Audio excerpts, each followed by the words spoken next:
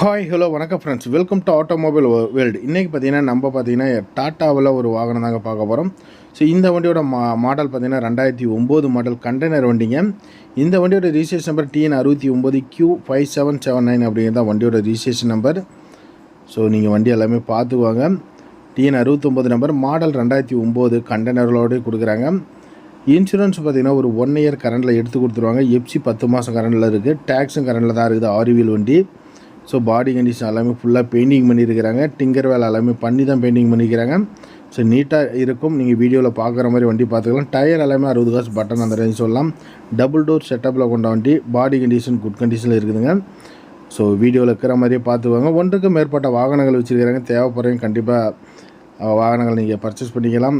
Low model, high model எல்லாமே வச்சுருக்கிறாங்க. Lorry முதற்கொண்டு எல்லாமே சேல் பண்ணி கொடுத்துட்டுருக்குறாங்க.